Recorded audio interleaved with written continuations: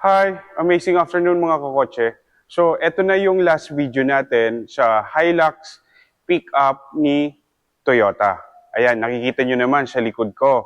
Hindi ko na kailangan ipakilala pa or i-introduce sa inyo kung ano yung nakikita nyo sa likuran ko. Ayan. Sa side profile pa lang niya, alam mo na kung ano siya. Ayan. So, uulitin ko pa. O, yan yung sa likod ko, yan yung Hilux GR Sport 4x4 diesel automatic. Yan. Guys, alam nyo na kung ano yung mga features niyan, exterior, interior, function, safety and security. So, itong video na to guys, ire-refresh ko lang kayo, mga kakotse. Yan. Baka nakikita nyo, mapapansin nyo doon, ba't wala yung sports bar? Oh, yan, kakotse. Yung merong sports bar, yun yung mga unang nilabas ni Toyota. Ayan, dito, halika. Ayan. Ayan. Dito, may sports bar dito, yung mga naunang GR natin. Ang tawag po doon is GRS. Ngayon, itong nakikita nyo, ito yung GR Sport 4x4. Tinanggal lang po yung sports bar natin kasi sa ibang country po, nagkaroon siya ng issue regarding sa safety. Ito, yung sports bar niya dito, tumilapon po. Ayan. So, as precautionary ni Toyota Motor Philippines, tinanggal po for security and for safety.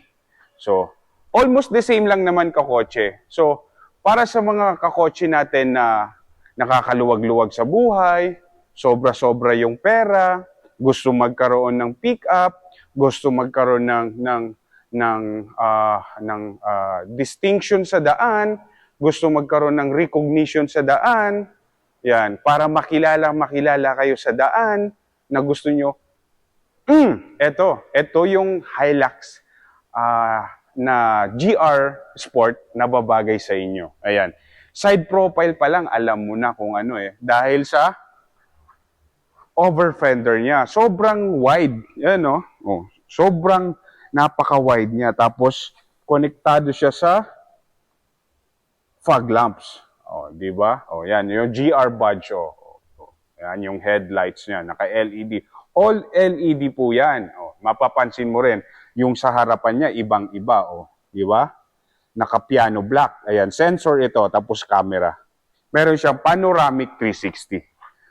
Di ba, mga kakotse? Ito, yung gagawin lang natin is i-refresh lang natin yung mga kaibigan natin na gusto ng pick-up. Kasi alam ko, ni-research na nila to, napanood na nila sa kung saang video, kung saang channel. Alam na nila to. Yan. So, for the price, since wala na yung sports bar, for this color, emotional red, or yung white, andito rin yung white, di ba? Napakalapit lang, di ba? Kung sobra-sobra yung pera nyo, pag gusto nyo ng ganito, meron kayong 2,178,000 for white and emotional red. And then for other color po, nasa 2,158,000. So yun lang naman mga kakotse. Kung gusto nyo yung naiiba kayo sa daan, gusto nyo yung maangas, brusko, ayan.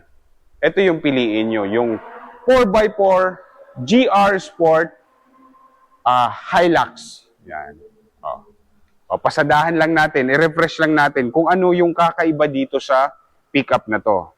For the engine po, engine and transmission niya, ang output niya po for the GR Sport is nasa 224.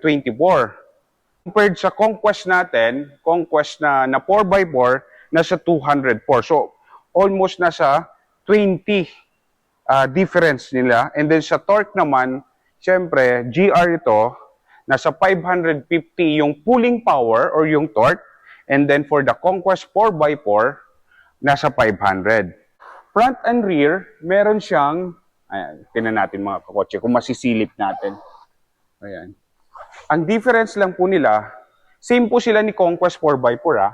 Ang difference lang po nila is meron siyang front and rear monotube. Ito yan. Shock absorber. Ayan, ayan, nakikita nyo rin yun. Yan.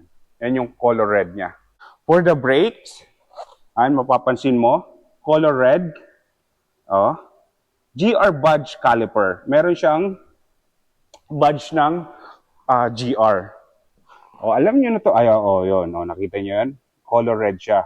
Oh, GR, may GR badge siya. Yan. And then for the tire, mapapansin nyo, mas maliit siya kumpara sa mga Conquest natin. Ang size ng tire niya is 17, pero iba yung design. Oh, di ba? Oh, di ba? Sa Conquest natin, nasa 18. So, mas maliit yung sa GR natin. Okay? Oh, for the exterior, pasada tayo ulit. Refresh natin.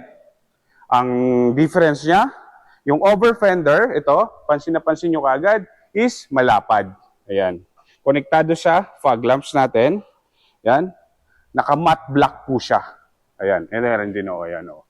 Matte black. O. Di ba? Yan. O. GR design. May GR design, GR badge. Ayan. O. Di ba? O. O. Yan. Okay, dito pa sa likod, mapapansin mo, may GR badge, di ba? GR Sport siya. Okay? Yan. Wala lang siyang roof ornament kumpara sa Conquest. And then, wala siyang side decals. Yan. Hindi siya yung nagsusumigaw na, Conquest! Conquest ako, Conquest! Kundi, dito mo lang siyang mapapansin. Pag iniwanan ka na, kasi mas mataas yung torque and output niya, mapapansin mo, ay, GR Sport pala yun, kaya pala mabilis. Tapos black po yung Hilux, yung pangalan niya. Yan. O, di ba? Mga kakotse. O. Walang sports bar. O, yon. Sa white natin, mapapansin nyo, yung roof niya, naka two-tone siya. Ayan.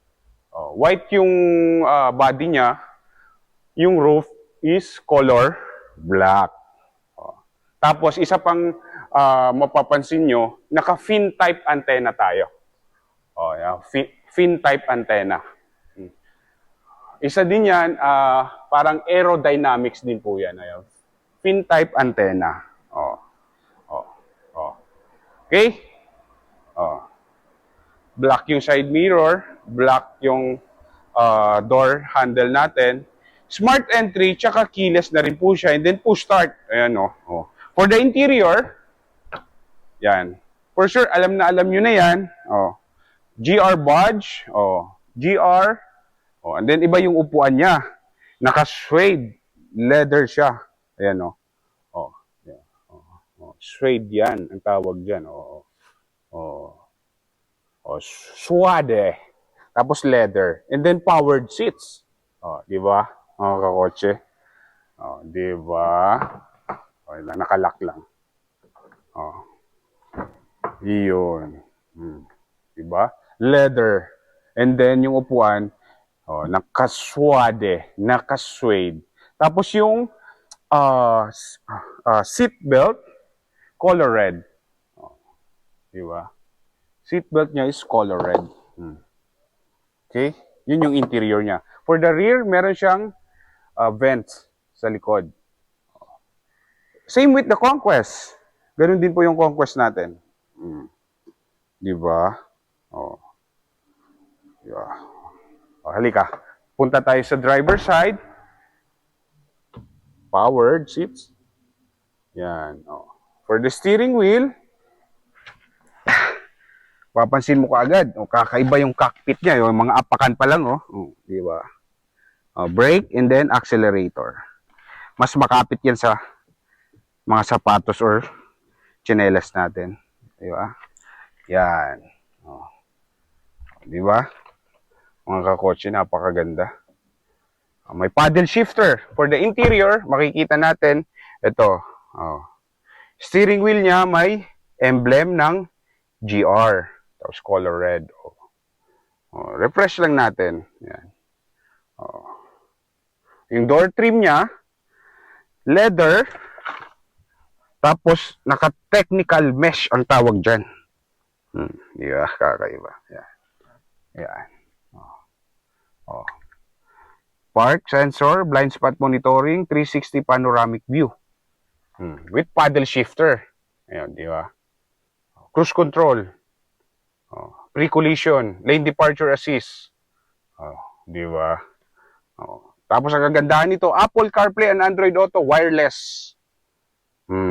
Sa Conquest po, wala may illumination po. Dito sa GR wala po siya. Ayan, naka-technical mesh lang po siya. Leather technical mesh yung interior niya. Di ba? Ayan. Interior color black for elegant and iwas sa mga dumihin. Di ba?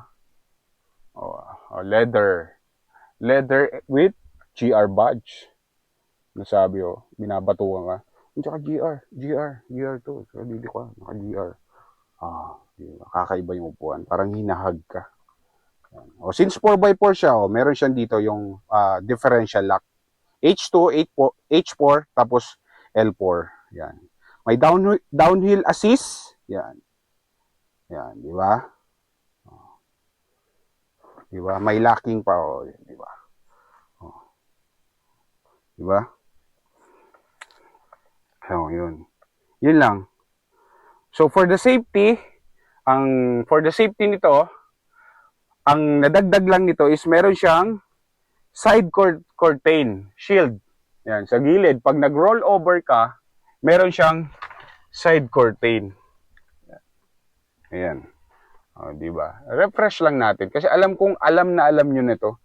Paglabas nyo lang kung saang channel nyo na napanood dito. Di ba yun mga kakotse? Yun. Yan. Kung sobra-sobra mga kakotse yung pera nyo, kung gusto nyo naiiba kayo sa daan, then gusto nyo for recognition, distinction, maangas, brusko, macho, this unit or this pickup, the best and accurate and ma-recommend ko sa inyo. Kung sobra-sobra lang yung pera natin, yan. Ito, no-brainer. Hilux GR Sport na ang kukunin. Yan yung mga kotse. So yun lang mga kakotse. Ito na yung panghuling video ng pickup natin, ng Hilux natin. So kung may mga gusto kayong ipa-features ng mga sasakyan, comment lang kayo, mag-message lang kayo, and then isusunod natin yan. Marami nagko-comment, Fortuner daw ang isusunod natin. Sige po, pag nagkaroon tayo ng panahon, ng oras, mga kakotse, kukuhanan natin yan. So yun mga kakotse. Maraming salamat mga kakotse sa panunood at sa pagsuporta po nyo sa channel ko. Lagi po kayong mag-iingat and always drive safe mga kakotse. Yun lang. Bye mga kakotse.